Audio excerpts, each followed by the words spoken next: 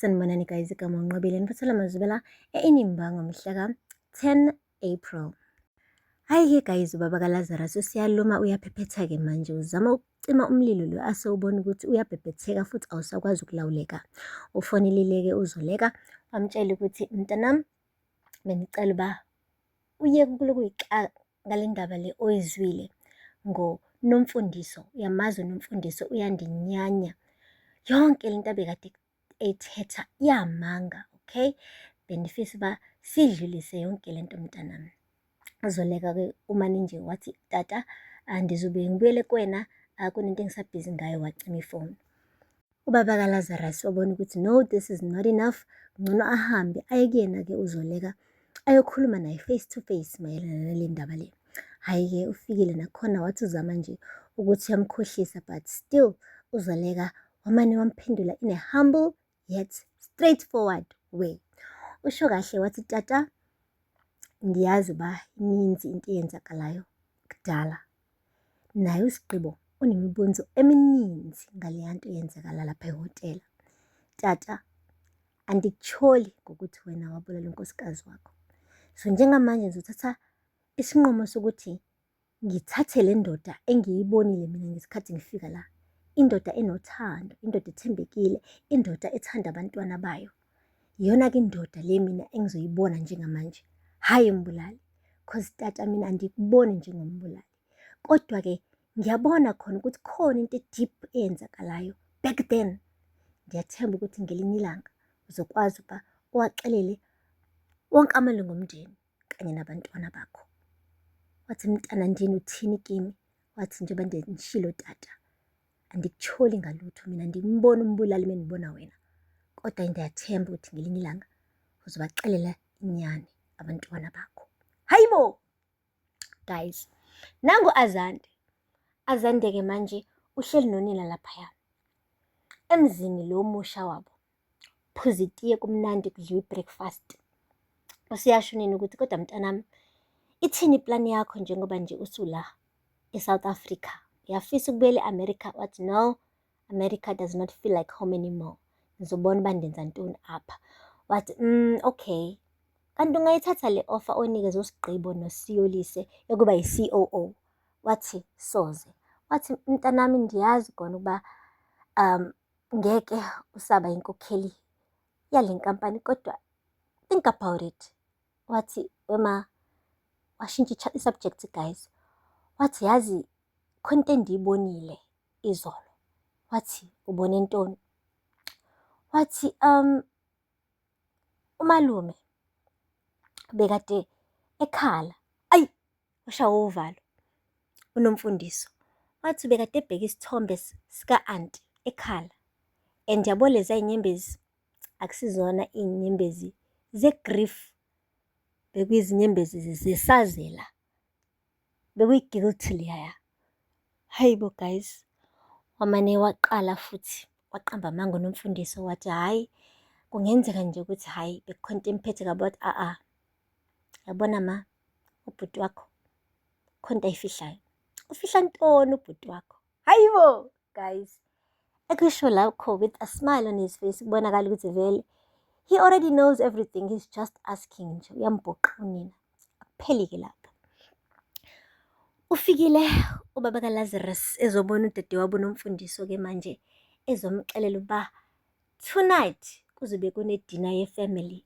U-invite uSigqibo, wa-invite unkosikazi wakhe uSiyolise, and naye-ke uNoncebo uzobe ekhona. Please cela uNomfundiso afike naye. Beke bethi nje bygones be bygones nje, yonke lento le beyithathe beyibeke ephastini la vele ebhilonga khona.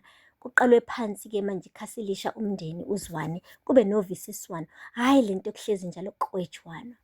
Hhayi uNomfundiso-ke guys umane nje wathi, but at what cost? Ndim ohlezi elimala ndifihla izimfihlo. What am I gonna get out of all of this? Wathi, ndiyacela, ndiyakuncenga mtaka baba, mtaka mama. Hayibo, hayi uNomfundiso guys wavuma. Bonakala kodwa ukuthi she is not happy cause ubhizi uloke ekhavelana nobhuti wakhe, but akatholi lutho ekutheni enze konke lokho. Guys, hayi futhi akupheli lapho. Kushuthi-ke sifikile-ke isikhathi sedina and umndeni wahlala wonke etafuleni. Bekuphekwe kamnandi guys, zithi ma-fork and knife, kudliwa nje kamnandi, kuxoxa, kuhlekwa. But indaba yonakale ngesikhathi kungena i-phone call encane nje laphaya efonini kababa kaLazarus. Hayi, uthe methi uyafunda ne-message yakhona, hayi man, kune-invitation abayitholayo as a family. Useyayishera-ke with everyone, uthi hayi umndeni lo esiwujwayeleyo, indodana yabo u-Iminathi, bathi impela usezohamba entabeni, bayasi-invite. Hayi, uSigqibo wathi hayi bo, lo mntwana uzalwe izolo lokhu useyahamba, uselaphaya esuthini. Wathi ewe kunjalo. Utata wakhe uthe makaye ngoba mengayi ontanga yakhe nabangani bakhe bazothi-ke uyinkwenkwe. Kwahlekwa etafuleni, everyone was laughing except for bani? Ubhuti lo ongayanga entabeni, u-Azande.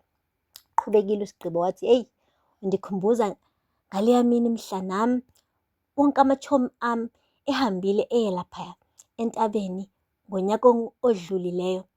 Bathi bebuya laphaya, they were acting like kings, and ngathi mengithi ngihlala nabo bathi yeyi suka, asihlali namankwenkwe thina. Hayibo, kwahleka wonke umuntu futhi etafuleni. Wa-eda ubaba kaLazarus wathi eyi, kunalo baba lo owayena 30 years esegugile impela engayanga naye laphaya entabeni. Hayi, wahamba wayosebenza emayini eqongelela imali yokwentabeni, wazoyihlanganisa iminyaka ewu-30.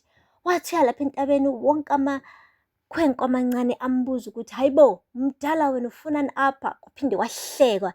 And guys, u-Azande, hey, this rubbed him in a very wrong way, because bengathi la etafuleni kubukiswa ngaye, because le topic manje siyavuswa and he's the only man there who did not go to the mountain. Bathe basahleka kanjalo, wayihlekisa nayo Azande wathi kwathi nya etafuleni, wathi ndiyabona ukuba kuhlekiswa ngami apha. Nithetha ngami ngithi?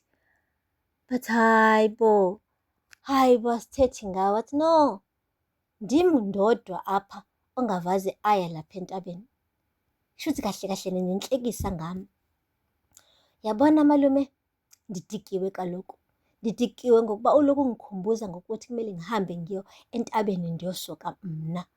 Wathi yabona-ke mfana, usuqala uku-actisa okomntana-ke manje. Okay? Le nto le ayisingawe. Ngiyabona ukuthi manje ushawa isazela. Le ndaba ibingekho nje ngawe. Ushawa ile guilt yokuthi awuyanga entabeni, usasalelwe yicala. Wathi ayi ke sikhuluma kahle mesikhuluma ngesazela. Unembeza? Hayi, kufanele phela ngithi nawe nowakho unembeza.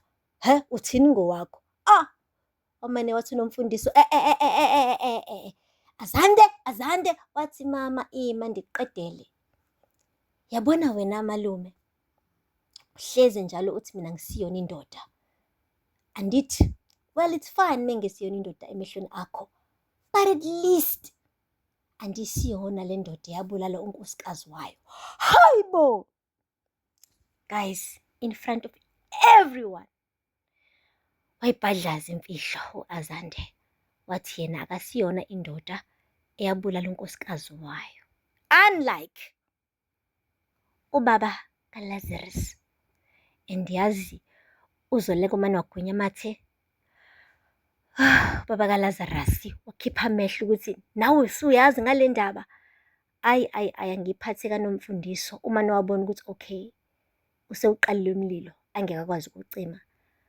Hayi ke uSigqibo aka Lazarus ubese sefuna manje ukubuza ukuthi kanti all this time ngizwa sengathi man unecala tata, inyani?